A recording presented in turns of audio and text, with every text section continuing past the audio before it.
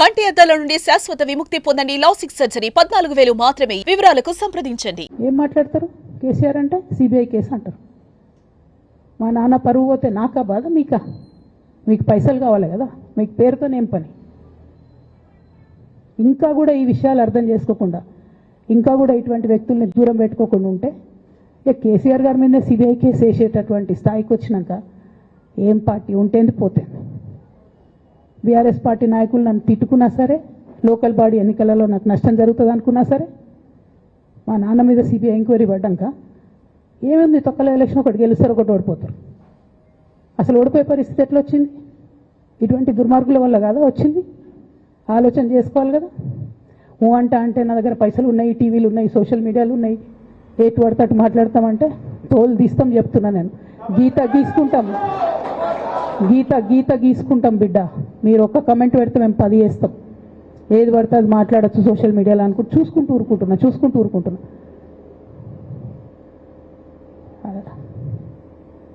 పెద్ద సార్ దగ్గరకు వచ్చినాక ఇక కాంప్రమైజ్ అయ్యేది ఏం లేదు. ఘోష్ కమిషన్ వేసిన రోజే నేను చెప్పిన, ఎందుకు రియాక్ట్ కాలేదు పార్టీ అని అడిగిన ఆ రోజునే. నిన్న సిబిఐ ఎంక్వైరీ వేస్తున్నా అని రేవంత్ రెడ్డి గారు అసెంబ్లీలో చెప్తే తెలంగాణ బంద్ ఖాళీ వద్దా, బగ్గు మనొద్దా తెలంగాణ? ఎట్లా మాట్లాడతారు? నిజంగానే మనిషి అవినీతి అయితే, నిజంగానే మనిషి డబ్బులు తినోడైతే వేరు మాట. ఆయనకు తిండి మీద కూడా ధ్యాస ఉండదా బాబు? తెలంగాణ అదే పిచ్చి. అట్లాంటి మనిషిని పట్టుకొని ఇవాళ ఏది పడితే అది మాట్లాడితే కూడా రియాక్ట్ కాకపోవడం చాలా దారుణం, చాలా దారుణం. నేను దీన్ని తీవ్రంగా ఖండిస్తున్నా. At the same time Congress government PC Ghosh commission వేసిండ్రు. రెండేళ్ల నుంచి టైంపాస్ చేస్తారు. ఆ కమిషన్ రిపోర్ట్ వచ్చింది. ఆ రిపోర్ట్ నిన్న అసెంబ్లీలో పెట్టిండ్రు. ఇంకా దానికి ఏం లేదు, దాంట్లోకి ఏం చర్యలు తీసుకుంటారో చెప్పారు, ఏం చేస్తారో చెప్పారు. తక్కువ సిబిఐకి ఇచ్చేస్తారు. అంటే ఇది ప్రీ ప్లాన్డ్, ప్రీ మెడిటేటెడ్, ఖచ్చితంగా కేసీఆర్ గారి ప్రతిష్ట దెబ్బతీయాలనేటటువంటి ప్రీ మెడిటేటెడ్ అటాక్ తప్పితే ఇంకోటి కాదు. ఇన్ని ఏజెన్సీస్ ఉన్నాయి రాష్ట్ర ప్రభుత్వంలో. మీ ఏసీబీకే దొరికింది కదా ఇదే కాళేశ్వరంలో అవినీతి తిమంగళాలు. ఏమైంది అది? ఏమైంది? ఆ రిపోర్ట్ ఏమైంది? వాళ్ళ మీద చర్యలు ఏమైనాయి? దాని కంక్లూజన్ ఏంది? ఒక్క చిన్న ఎంక్వైరీ కూడా ఇప్పటివరకు కంక్లూడ్ చేయలేదు కాంగ్రెస్ గవర్నమెంట్. ప్రచారం ఎక్కువ, పని తక్కువ. ఎప్పుడైనా మీ తప్పిదాలు బయటపడుతున్నాయి అనుకుంటే, ఎప్పుడన్నా ప్రజలు తిరగబడతారు అనుకుంటే వెంటనే ఒక రిపోర్ట్ వేయాలి, వెంటనే కేసీఆర్ మీద ఒక ఆరోపణ చేయాలి. ఇప్పటికి కూడా రేవంత్ రెడ్డి గారికి కేసీఆర్ గారి పేరు చెప్పుకోకపోతే ఆయన ఫోటో కూడా పేపర్లో వేరేమని భయం పాపం. అందుకని ఆయన రోజు పొద్దుగాలేస్తే కేసీఆర్ని తిట్టుడే తప్పితే ఇంతవరకు కూడా వేరే ఆలోచన చేయడం లేదు. మేము డిమాండ్ చేస్తూ ఉన్నాం కాంగ్రెస్ ప్రభుత్వాన్ని, మీరు బట్టగాల్చి మీదేసినట్టు ఆరోపణలు వేయడం కాదు, మీకు దమ్ము ధైర్యం ఉంటే నేను పేర్లు కూడా చెప్పిన, చూడండి ఎక్కడి వరకు పోతారో చూస్తాం.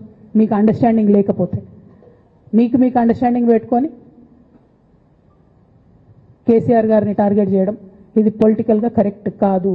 మన రాష్ట్రంలో ఇటువంటి వాతావరణం ఇదివరకు లేకుండే, రేపు పొద్దున కూడా ఉండొద్దని చెప్పి నేను కోరుతాను. కాంగ్రెస్ ప్రభుత్వం కేవలం కాళేశ్వరం విషయమే కాదు, బీసీల విషయంలో ఎంతగా మోసం చేస్తున్నారు. ఫస్ట్ ఏమో బిల్లు పెడతారు, మేమందరం లొల్లి పెడితే టైంపాస్ చేసి 1.5 year తర్వాత బిల్లు పెట్టిరు. బిల్లు పెడితే కనీసం గవర్నర్ దగ్గర పోరు, కనీసం రాష్ట్రపతి దగ్గర పోరు, ప్రధానమంత్రి దగ్గర పోరు. గవర్నర్ పెండింగ్ పెట్టుకుంటే ఎందుకు సుప్రీంకోర్టు కోతలేరు? ఇంకా కూడా మళ్ళీ ఛాలెంజ్ చేసి అడుగుతా ఉన్నాను నేను, ఎందుకు సుప్రీంకోర్టు కోతలేరు? మీరు September 30 లోపల ఎన్నికలు చేస్తామని చెప్పిండ్రు. September 30 లోపలన్నా సుప్రీంకోర్టుకు పోండి. డీమ్ టు బి అప్రూవ్డ్ అనుకుంటే ఇదే ఎలక్షన్లో బెనిఫిట్ అవుతుంది కదా బీసీలకు. ఆ తర్వాత ఇంకొక ఆర్డినెన్స్ తెచ్చిరు, అది పెండింగ్ ఉంది గవర్నర్ దగ్గర. కనీసం దాని మీద సుప్రీంకోర్టు కోండి, దాని మీద కూడా పోతలేరు. మళ్ళీ నిన్న కొత్త కథ, 50% స్లాబ్ ఎత్తేస్తామట. కామెడీ రోజుకి. ఏంది ఇది? ఎందుకోసం అంటే ఇదంతా బీహార్లో ఎన్నికలు అవుతున్నాయి. వాళ్ళ రాహుల్ గాంధీ గారి పిఆర్ యాక్టివిటీకి రోజు ముచ్చడి చెప్పాలి ఆయన. ఇక్కడ వీళ్ళు నిన్న 50% క్యాప్ ఎత్తేస్తున్నామని కొత్త కథ చెప్పిండ్రు. మీరు చూడుని రేపెల్లుండి నుంచి రాహుల్ గాంధీ బీహార్లో ఏం మాట్లాడతాడు? హమ్నే 50% సీట్ తోడది అంటాడు ఆయన బీహార్ ఎన్నికలలో. ఆయన అక్కడ చెప్పుకోవాలి కాబట్టి పిఆర్ యాక్టివిటీ కోసం వీళ్ళు ఇక్కడ చేస్తున్నారు తప్పితే, బీహార్ ఎన్నికల కోసం తెలంగాణ బీసీ బిడ్డలను బలిపెడుతున్నారు రేవంత్ రెడ్డి గారు తప్పితే, నిజంగా చిత్తశుద్ధితోని బీసీలకు ఏదైనా బెనిఫిట్ చేద్దామనే ఉద్దేశమే మీకు లేదు. అటువంటి ఉద్దేశం మీకు ఉంటే మీ వైఖరి ఇట్లా ఉండదు. కేవలం కాంగ్రెస్ పార్టీ బీసీలను నయవంచన చేస్తున్నది. మీరు ఇట్లనే చేస్తుంటే బీహార్ ఎన్నికలు వస్తే మేము తెలంగాణ జాగృతి మొత్తం పోయి బీహార్లో మీకు వ్యతిరేకంగా ప్రచారం చేస్తాం. తెలంగాణ బీసీలను మీరు మోసం చేసిరని చెప్పి అక్కడికి పోయి కూడా మీకు ప్రచారం చేస్తాం.